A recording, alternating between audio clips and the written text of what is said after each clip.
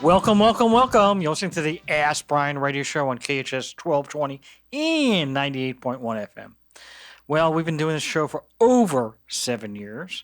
And for over 7 years, every week we have a show on business. We're either interviewing somebody to learn something about business. So it could be a Facebook ad. It could be, hey, I'm still using postcards. It still works for me, right? A multitude of things. Or we also have founders. So basically people that can show you, hey, I started with, a puzzle in my bedroom, and now today I'm bigger than Mattel. We've had all those. In fact, one of our guests was the founder of Oatly Milk. So Oat Milk was on our show. We've had a lot of other people. Today we have a great guest. But everybody asks us, why is Ask Brien spelled with an E, and why is the show called Ask Brien? Your name is Peter. And so we do have somebody here that's going to try to help us out. My co-host of many years, Tracy. Tracy, you there? I am here. Can you hear me okay? I'm coming to you live from Orlando, Florida today, so I'm excited to be able to be so remote. So how's Mickey doing? I haven't seen Mickey yet, but I'm sure he's just around the corner. I think that's what I'm going to do after the radio show. Well, and that's another E, by the way, Epcot Center, right? Yes, Epcot Center, good one. But we have some E's that connect to Ask Brien in a way that is really wonderful for entrepreneurs, another one of our favorite E's. And it starts with, of course. Our favorite, though. With our engineer. Our show could not happen without her. She is the show. I know. We wouldn't be able to produce anything. Let's not we get wouldn't crazy. be able to produce anything. I couldn't be live from Orlando without Jen being able to make it all magical, right? It is magical. Thank you, Tracy. And the other thing that we could not do without is our experts. And we have another great one today. And our experts, well, we like to fall back on the idea that to be an expert in your industry or your niche, you've got to have invested at least 10,000 hours in your business category or your pathway to your business success. And that mathematical figure, which, Peter, you always put on me, and I thank you for that, not really. Well, because you're the mathematician. Yes, right. Well, anyway, we'll just go with the best way I know how to say it, which is, to get to that 10,000 hours, you've got to work approximately 40 hours a week, 50 weeks a year or so over the course of 5 years. Well, we all know, and if you're listening right now and you're a startup, you know that working 40 hours a week is likely not happening. It's more like 60. The other day I heard something about 80 hours. I was like, okay, that's even crazy for me. And so that could shortcut that learning curve down to just a few years. But most of our experts, Peter, and I'm sure you would agree, have way more than 10,000 hours in their specialty, wouldn't you say? Well, I don't know anybody that does. It doesn't, you have to have 10,000 hours. I mean, listen, even when I was practicing law and started out my career, until I was practicing for 5 years, which again was not 40 hours a week, but even then, it took me about 4 to 5 years to really figure it out and have most of the responses that I currently have. Now, obviously, you learn something new every day, but. Yes, and then that leads us to our core mission and values for the Ask Brien radio show is all about the education, and that's why the experts are so critical because they provide so much great education for our listening audience. And then we like to throw in a little enthusiasm along the way, right? Because you are a big fan of excitement. Oh boy, I am so glad I took that Tylenol before the show. Except I didn't warn the guest. Now he's like going, I can't hear you anymore. What did you say? What did you say?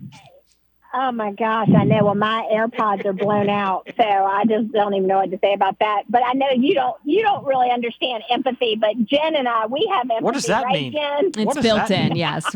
Empathy. We understand it and own it. I never heard of such a thing.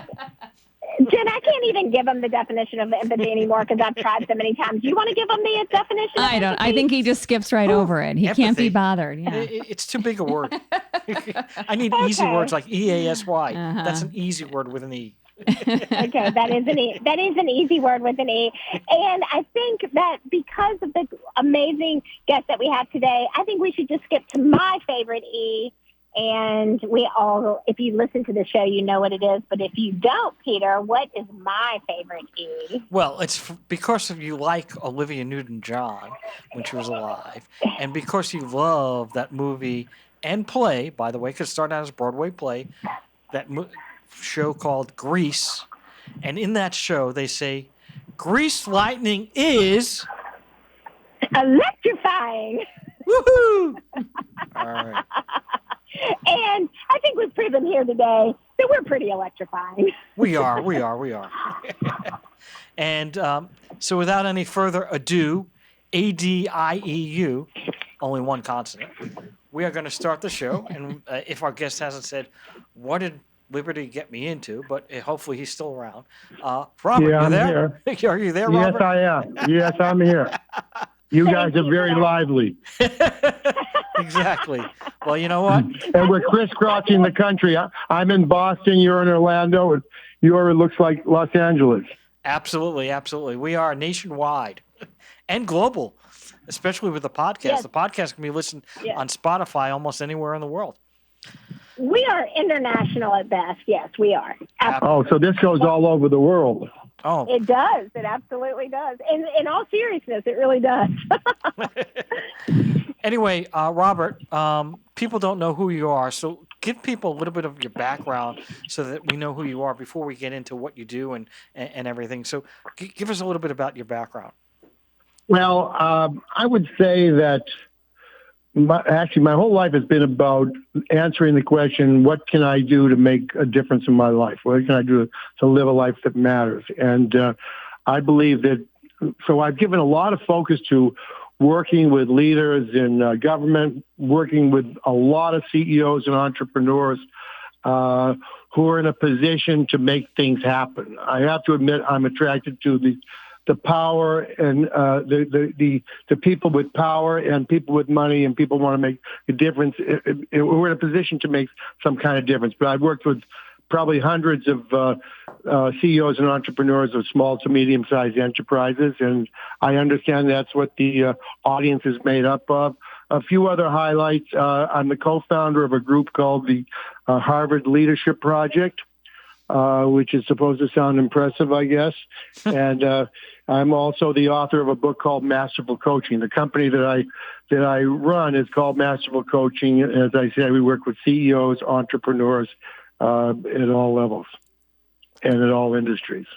And before you got involved in these entities, did you work for somebody or did you start your own company, or both? I started my own company. I decided I wanted to conduct leadership weekends, and I had no support. I had no support, no budget.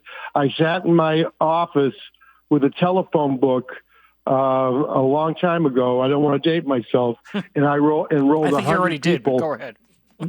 Okay, I enrolled 100 people in something called the Leadership Weekend, and I continued to do that. I didn't do it myself. I built a team, and over the years, 30,000 people participated in these leadership weekends in Boston, New York, Montreal, Miami, Zurich, London, Berlin, and probably a bunch of other places as well. I learned a lot because I worked with so many people. I became a great aficionado of people. I believe very much in the power of love in business, and I try to interact with everyone I come across in a way that leaves them in a better space than when I found them. Well, that's always a good approach in life, right? Always leave people better off than when they started. Before we get a little bit more into your background, I wanted to ask one more question about your background. So these leadership conferences, were they basically just a conference you put on and you just hosted it and created the event, or are you the actual main speaker? No, these were like marathon events. I would put on let's say I would get off a plane in Zurich, Switzerland. They'd drive me to the Zurich Hilton Hotel. There'd be 100 people in the room. And I would stand up in front of the room, let's say on Thursday night, and go till 12 o'clock at night, and then come back Friday, Saturday, and Sunday. So it was kind of like a 60-hour marathon event. And my commitment is that every one of the 100 CEOs or founders or team members in the room would have a life-altering experience. And we did a survey at a certain point. I don't remember exactly when, but it said 70% of the people said they had a life-changing experience. I was very, very committed to each and every individual in the room. It was what I would call transformative learning, where I would have a coaching conversation with someone would go up to the front of the room and I'd have a coaching conversation and it wouldn't stop till they had some kind of breakthrough. Some of the people were up there for 3 hours, some of the people up there for 2 hours. But as the thing went on, we got some momentum and it would be up there for 15 minutes, 10 minutes, 5 minutes, 2 minutes. It was a very, very powerful thing. And then after a while, what happened is these leadership weekends started to become pretty famous, and we started to attract CEOs of major companies like Adidas. This one was in Switzerland, so it was the Zurich Financial Services, Novartis, and they brought me in to coach their CEOs and their teams to have the same kind of transformative experience that people are having in these weekends. So you're like an Anthony Robbins type. No, I look at him as more of a motivational speaker. My goal is to actually interact with CEOs and founders in a way that helps them to make their vision reality. So Masterful Coaching is a company that now doesn't focus so much on 3-day programs, but rather working with a CEO or founder over the course of 3 months or 6 months or 9 months or a year to actually make whatever vision they start out with reality. And today what we talk about a lot, or what we work with a lot of CEOs and entrepreneurs on, is building a legendary company. That's our goal. So we say we help the daring build legendary companies that improve the lives of every person they touch. You can't do that in a 3-day seminar. It takes a little bit longer. It takes 5 days, right? Right. Just like your radio show, you have an impact in 30 minutes. Exactly. So one of the things you and I had an earlier conversation, and one of the things you came up with 7 drivers of exponential business growth. Basically, what, going from like 1 million to 10, or is it going like from 100 million to 1 billion?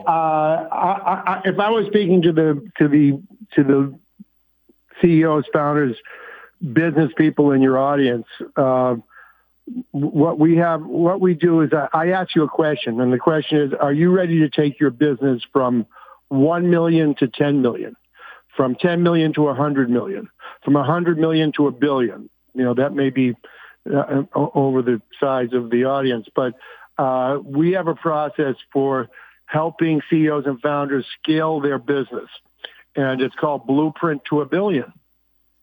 How do you like that name? I like it a lot.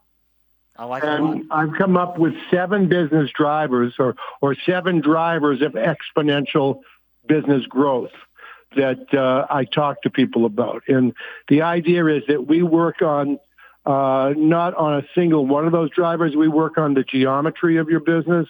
So let's say if you do if you make a big improvement with one of those drivers, it can improve your revenue this year maybe by 10%. But if you work on 2 or 3 or 4 of those drivers, it could send your revenue to the roof this year or next year, 20, 30, 40, even 10x, 2x, 10x, 2x, 3x, even 10x%, which we've actually delivered with a number of clients. And is this one-on-one coaching, or? We work both with CEOs and founders and teams. Usually it takes the team always takes the team to do this kind of thing. I wrote down a note today, alone, achieving an impossible future alone. That doesn't happen. It takes teamwork and it takes collaboration. So very often we work with the CEO or founder and their team. However, in many cases, the CEO or founder has no team, and that's one of the things I want to talk about today. Well, so let's talk about that before we go over those seven items. So talk about that approach and building the team. Let me talk a few basic things. One of the things that if you heard of, are you familiar with Peter Drucker, the guy who supposedly invented modern management? He's an economist. Yeah. Well, one of the things that Peter Drucker said is that most people don't distinguish between an entrepreneur and a proprietor. Okay? So an entrepreneur is someone that does, someone like Stephen Jobs or Jeff Bezos or Brien, the guy that started Airbnb. They do something creative, something innovative, something new that has an impact. The vast majority of CEOs and founders are not that. They're proprietors who do the same thing that's been done 1,000 times before. For example, somebody running a delicatessen in New York City, or a taqueria in Los Angeles, or a pizza place in Orlando.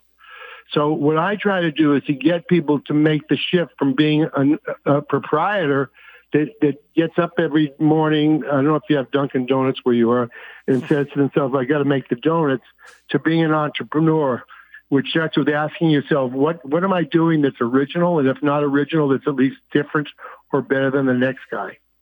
So I found the vast majority of CEOs and founders I've met with over the years of small to medium-sized enterprise in the single digits, 1 million to 10 million, are proprietors. I try to get them to make the shift, to start to think like an entrepreneur, start to think in terms of what can I do that's original, what can I do that's different or better.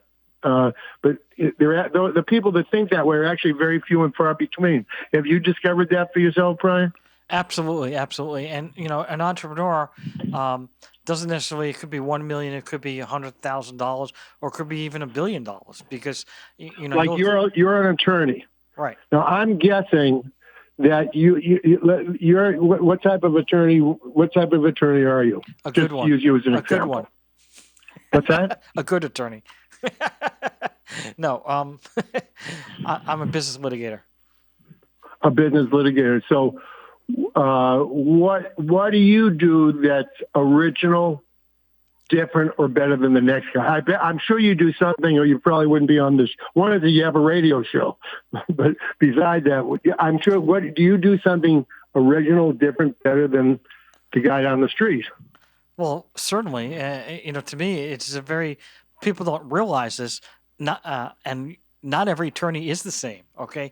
And you have to be creative when you're getting ready for a trial, or even to proceed to a trial. You have to go through certain steps. And what you learn in law school and what you learn working for other attorneys is it's kind of the boilerplate system. But you have to be creative. And if you're not creative, you're not going to get through. And that's where I win my cases. I win my cases because I'm creative and I come up with things that people didn't think of. So that's kind of the similar concept. Let me ask you a question. How many attorneys do you think there are in the United States? I'd guess. Or Los Angeles. Angeles. Well, Los Angeles is different than the United States. Probably, I don't know, 40, 50,000. Okay. Now, how many invented LegalZoom.com? Or the equivalent of that. Actually, someone say, hey, I could do this a different way. Actually, totally scale my business. Right. I know the story, and I know the founders. And so technically there were 2, but it's listed as 3. Okay. But you see, out of those 50,000 attorneys that you mentioned, most were what Peter Drucker would call proprietors. Out of that 50,000, this is an exaggeration, but there were maybe 3 entrepreneurs who created something like LegalZoom.com. So I'm trying to inspire people to say, look, here I am, an attorney, or I'm a banker, or I'm a fisherman. What opportunities do I have that are hidden in plain view for growing my business? That's in the LegalZoom.com is an example. But you asked me about a team. One of the things I also notice about CEOs and founders of small to medium-sized businesses is they don't have a team. Well, especially sole practitioners. What's that? Especially if you're sole proprietor. Well, yeah, but what I found usually is the case is once people start to reach $1 million+ in revenue, what happens is they don't have a team. They have some assistants, a group of assistants. And the assistants aren't made up of professional people, high performing, professional, passionate people. The assistants, if I don't want to insult the listeners, but I am provocative. Probably many of the people on this show are running a business or listening to this show are running a business with a group of assistants who are waifs, orphans, or interns. And, you can't scale a business with waifs, orphans, and interns. You have to really build a team. So what do you think about that? I hope I haven't insulted your audience. Well, first of all, we're going to take a break. We're going to be right back. You're listening to the Ask Brien radio show on KHTS 1220 and 98.1 FM. Welcome back. You're listening to the Ask Brien radio show on KHTS 1220 and 98.1 FM. Like no other station in the world! Is it? Are we like no other station in the world? What do you think, Jen? I think so. And you're an original too, so it's a perfect fit. Actually, that's what we've been talking about. You have to be original, right? That's very true. Yeah. It was right in point. Tracy, did you want to say something? Yeah, I wanted to just reiterate that you are such an original. Well, thanks a lot. I appreciate that. Robert, you there? Yeah, 1 second, please. I'm plugging in my AirPods. Go ahead. All right. So we're back on air, and we have about 7 minutes before we're going to have a little sponsorship break here. And you were asking a question, I think. We're trying to figure out how to build a team, right?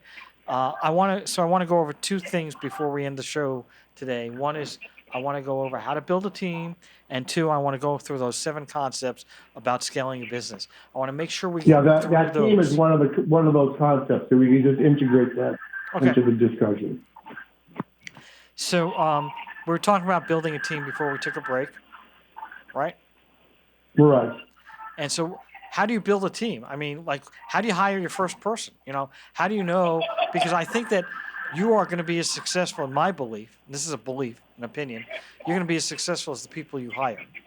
Okay? And if you don't hire good people, it's going to be very hard to succeed, even if you have a great concept. Yeah, well, I think that a lot of businesses, let's say CEOs, entrepreneurs, proprietors who are listening to this, they may not have the budget to be able to build a whole team. But usually what it takes to start to grow a business or scale a business is to be willing to invest the money in hiring that one person. And hiring a person that is not only somewhat talented and professional, but who believes in you and what you're up to. So investing money in hiring that one person is the beginning of building a team. And generally, the way businesses that start to scale fast evolve is you have one inside guy and one outside guy. So in my business, when I started, I was the outside guy, and I had someone working with me by the name of Susan, who was the inside guy, who took care of all the bookkeeping and all the phone calls and all the 1,000,001 things that you need to do. But some people are trying to be both the inside guy and the outside guy. Well, that's hard, and obviously when you start out on day one, if it's only your show, then you have to do both. But I absolutely correct. One person's going to be better at inside, one person's going to be outside, and you have to start to build a team. What is the biggest characteristic you look for when you're building a team, when you're trying to hire somebody? Well, that's a good question. I'm looking for someone who, well, one of the things that I think I've gotten pretty good at from having worked with so many people is the ability to spot talent. That's a very good skill, I believe it. Yeah, so I'll give you an example that I have like this property outside of Boston. It's got like 15 acres of land. And one day, last week or so, we had a blowout rainstorm with 2 or 3 inches of rain. And I had to find people to help me to put the property back together. So I drove down to the local Home Depot where there were a lot of workers called a global workforce. And I've got a crowd of, 50 guys standing around me looking for a job. And I look at the crowd of that 50 guys, and for some reason or other, I say, that guy over there. I can put that guy in my car, and I pick another two guys, and I drive home, and I said, wow, these guys are like gold. These guys are fantastic. So you have to have, one of the things you have to do is have an eye for talent. What are the things that you're looking for? One is you're looking for someone who is very, very smart and capable, and who may or may not have the educational credentials to prove that. And you discover they're smart and capable not by looking at their resume, but by watching them work. Two, they need to be good character people. And you can tell little things by whether someone's a good character person or not. Doing everything with a commitment to excellence versus doing it good enough. And three, they've got to be very hardworking. There was I don't know if you've listened much to Mark Cuban, the owner of the Dallas Mavericks, who's a billionaire. He said, one thing you can be sure is that nobody's going to outwork me. So those are things that I look for. And not everybody's a hard worker. A lot of people are lazy. Okay, but if you're just picking somebody in a line at Home Depot, or you're just picking out somebody that came to your interview, how are you going to know that? What are you looking for, in that 5 or 10 minutes that you have to make a decision? Well, I can't really answer that question. It comes from being a lifetime of being a people watcher. Okay. I look for exceptional people wherever I go. It could be in an airport lounge. I could be on a London tube. It could be in a restaurant. It could be in a lineup at Home Depot. You have to really be interested in people. So it's hard for me to really answer that question directly. It comes from a lifetime of experience. How would you answer that question yourself? Let me turn it back to you. How do you spot good people? Okay, so fine. Depending on what I'm looking for, if I'm looking for a good worker, obviously I want somebody who's eager, who's like, pushing to get something, right? That's one thing. Two, if something falls on the floor and I see the guy pick it up, I know he's paying attention to detail, right? And I also know he's probably a good worker, because everybody else is just tied up in the moment. But I see that guy pick it up. It's like he or she is looking for details and making sure everything gets done, and he doesn't really care about whether or not he's, I'm picking up garbage. It's not a big deal to that person, right? Those are the type of things I would look for, Yeah, well, I can only tell by intuition when I'm looking at a bunch of resumes or I'm at a lineup at Home Depot. But really the way I tell, I think you said it, you kind of clued me into it, is by watching how people work. That's where I can tell in a half an hour or an hour whether someone is the right person for the job. Wow. We're going to be taking a break to go to Legal Steps, our sponsor, and Legal Steps is LEGALSTEPZ, and Jen has a little bit of a personal experience here. I do. I took the course that we've been talking about. It's the online course. I did it on a Saturday afternoon. Kids were occupied, dog was taking a nap, and it was the perfect opportunity to really take my time and kind of go through each course so I could really see what Peter offers. And I was very impressed. So if you're someone who's trying to start your own business, you don't know where to begin, this is where you begin, legalsteps.com. And Peter will literally walk you through step by step each different module that you have to work through. It's great because you can work at your own pace. You can do this whenever it's convenient for you, a Saturday afternoon, a Thursday night, whatever works. You can stop, you can rewind, you can pause it. I really like that there's like a workbook that you can print out so you can take notes. I especially love to take notes and highlight things and scribble on paper and really kind of have that in front of me. You can do that as well as and work digitally alongside your workbook. They will walk you through each course and they are less than $150. So you're not going to break the bank in terms of trying to start your own business. So don't let that deter you. All courses are reviewed by an attorney. So if you can't form the business after taking the courses, they're going to do it for you. And you know that you're in good hands. You know that you're not just kind of finding something randomly on the internet. You have professionals behind you with over 30 years experience and knowledge. They will work through how to form a trademark, LLC, an S corporation. You might learn something new just off of this course. I'd say it took me about an hour and 45 minutes or so. Certainly you can go faster or maybe a little bit slower if you'd like. Again, pause it and rewind it, work at your own pace. Go to legalstepz.com, LEGALSTEPZ, that's with a Z.com. And one other thing that I really like about it is that you have a little tiny screen in the corner and there's Peter's shining face. And you're kind of, it's like a screen share. So you can see Peter, you can see what he's working on, and then you have your own page as well. So that's an extra added bonus. You get to see Peter. Go to legalstepz.com, LEGALSTEPZ with a Z.com. And do you feel confident that if you had to incorporate a business that you would be able to do that now? Yes. Yeah. I have the notes, and like I said, you can kind of go back. Like there was one section where it was kind of, a little bit confusing for me. So I took a few minutes, went back and was able to really like listen to what you were saying. And so what's an S Corp?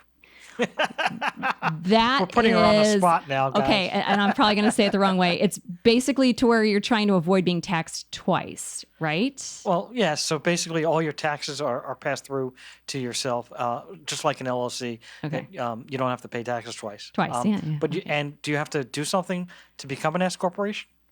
Okay, I guess don't she tell me doesn't that. know. I took it. You have to file ago. it out. Yeah, you have to file an election. I have to go back to my my page there. Anyway, we're just trying to show people how simple it is. It's very easy. Yeah, I was genuinely impressed. I didn't know what to expect, and I was genuinely impressed with what I saw. And what's your business background?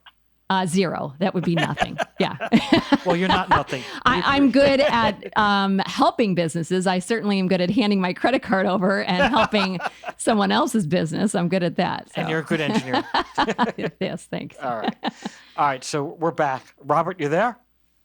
Yes, and that sounds like a fantastic idea. I think that's an example of a business that would be very scalable and very helpful to a lot of people. We can talk about that afterwards. Maybe you become my coach. So I wanted to, we don't have a lot of time. First of all, before I go any further, Tracy, did you have any questions that you wanted to ask, or do you want me to continue? No, I think you guys are on a great pathway. I mean, I would just like to know some of the challenges or the pitfalls of clients that you've worked with. What are some, maybe the top 3 challenges that you see outside of building the team? Because I know that's a critical part of it. But what are the top 3 challenges that you really see with entrepreneurs who are trying to scale their businesses? And maybe you could even break it down by if you're trying to get to $1 million, if you're trying to get to $5 million, and just what are those challenges that they're facing? All right, maybe I could just weave that in. I'm not sure how much time we have. How much time do we have? So we have about 4 minutes before we take our next break, and then we'll come back. We'll have a few minutes after that. Why don't you go down the list of seven? Yeah, let me go into that. So, so let's say our goal is to take our business from 1 million to 10 million, or even from 500,000 to 1 million. So the first multiplier is I put it like this: the biggest opportunity you have in 2024 to grow your business is to build a personal brand, a personal and organizational brand.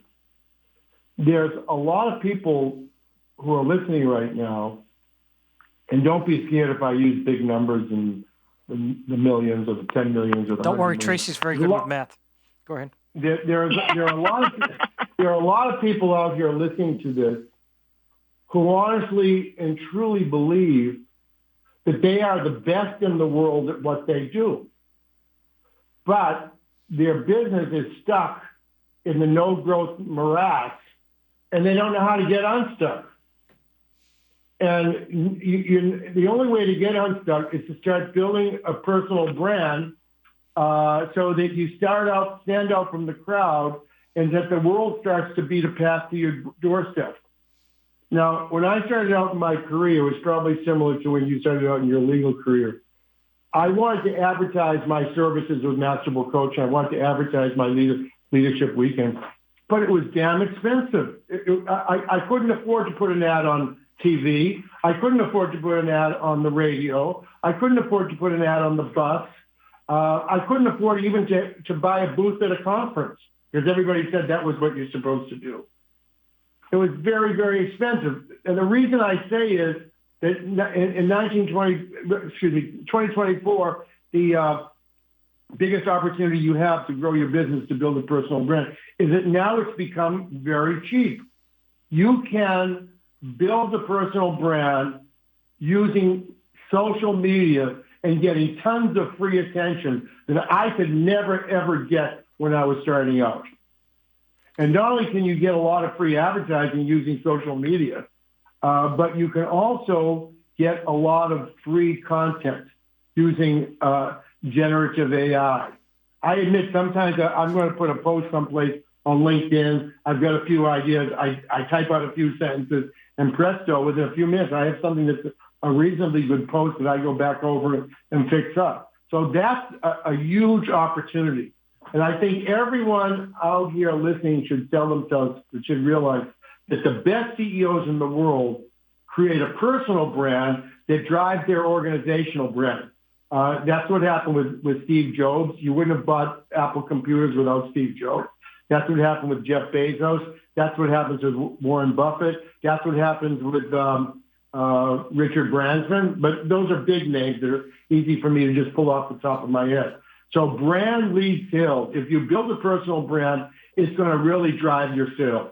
That's a very, very important point. And my company, by the way, we are creating a digital brand media agency that if anybody's interested in, we could talk, because while it's cheaper to buy a personal brand, to build a personal brand than it was in the past, there's a lot of work involved and it can be somewhat overwhelming. So that's point one of my 7 multipliers. The second one, we have to take a quick break. You listen to the Ask Brien radio show on KHTS 1220 and 98.1 FM. We'll be right back. Welcome back. You're listening to the Ask Brien radio show on KHTS AM 1220 FM 98.1. Tracy, you there? Yes, I'm here. And I was trying to avoid the background noise and then realized I was on mute, so you couldn't hear all the fabulous things I was saying. But speaking of fabulous, you've been such a great guest, and we appreciate you so much. And I know people are going to want to continue this conversation with you. What is the best way for people to contact you if they want to learn more about your digital agency, to build a personal brand, or just your coaching services, or just to connect and ask you a question? Well, okay, so I'll give you several things. One, you can connect with me on LinkedIn, if you're on LinkedIn, Robert Hargrove on LinkedIn. The other is my email, Robert Hargrove, HARGROVE, 611@gmail.com. Robert Hargrove 611@gmail.com.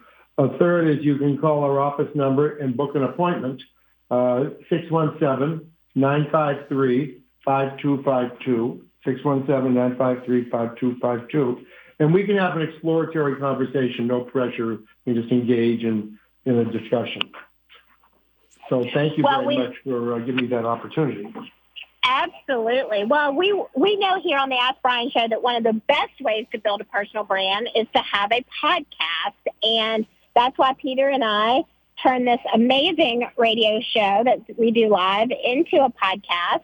And you can find that podcast anywhere that you listen or find your favorite podcast. And that's Apple, that's Spotify, iHeartMedia, Amazon, all of the platforms. But you really need to do one specific thing, which is search for Ask Brien Podcast. And we're going to remind you how to spell it once again, ASKBRIEN. And just search for the Ask Brien Podcast on all the listening platforms, and you can capture all of this information. And we'll also have all the contact information for Robert in the show notes as well. So, Peter, back to you. Thank you, Tracy. Robert, we have about 3 to 4 minutes left, so I know you wanted to get in those 7 concepts. At least you may have to go quicker than you wanted to, and we can engage them later on if we can pass those 7. But let's go at least over those 7 items.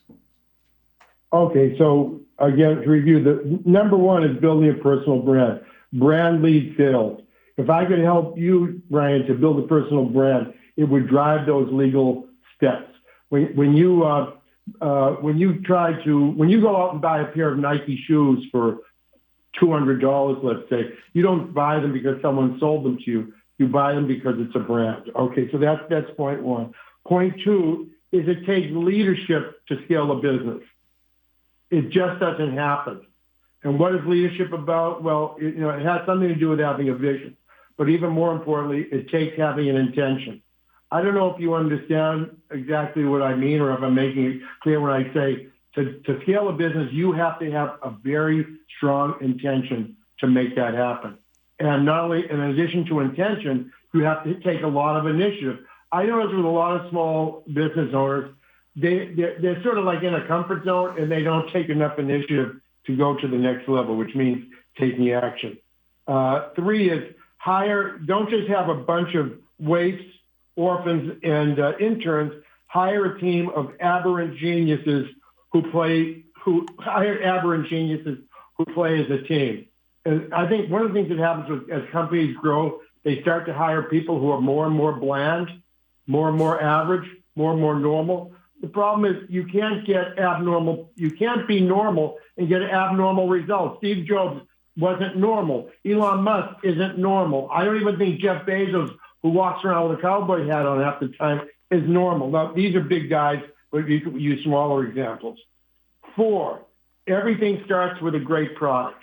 That's a quote from Steve Jobs, but what that really means is everyone who's listening to this and wants to grow their business should tell themselves, what I need is a breakthrough value proposition. What do I do that's original, or what do I do that's at least better or different than the next person? Like in your legal steps video series, that's different. I'd rather call you up and spend $150 to buy a whole program of what I need to do to legally incorporate than I need to go and call a lawyer, vet 3 or 4 different lawyers, and then spend $1,500 or $2,000 or $3,000. Okay, breakthrough value proposition. Next, another thing you need to do besides having a breakthrough value proposition is you need to build an organization that's capable of delivering on the proposition. There was an company in Boston that I called because I needed a new roof on my house. And they came over and they gave me they counted them, they did a satellite image of my house and the number of shingles, but they never called me back to give me an estimate. They didn't have enough of an organization to actually deliver on giving me an estimate or probably to actually provide the service. So it's very important to build, once you come up with a breakthrough value proposition, to have an organization that can deliver on the proposition.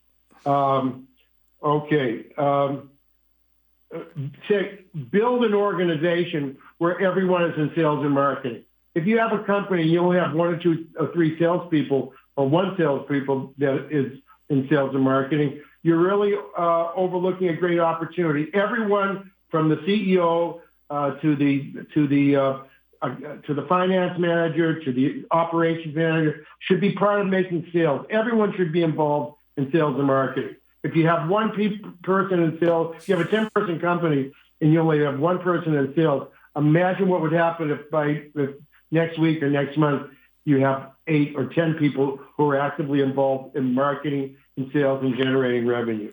And the last one I have for today is break into new markets through big brother partnerships with companies in other areas of the country. Well, thank you very much. Unfortunately, we got to take a break. You listen to the Ask Brien Radio Show with Robert Hargrove. You can listen to the podcast if you want. You'll listen to KHTS 1220 98.1 FM. Over and out!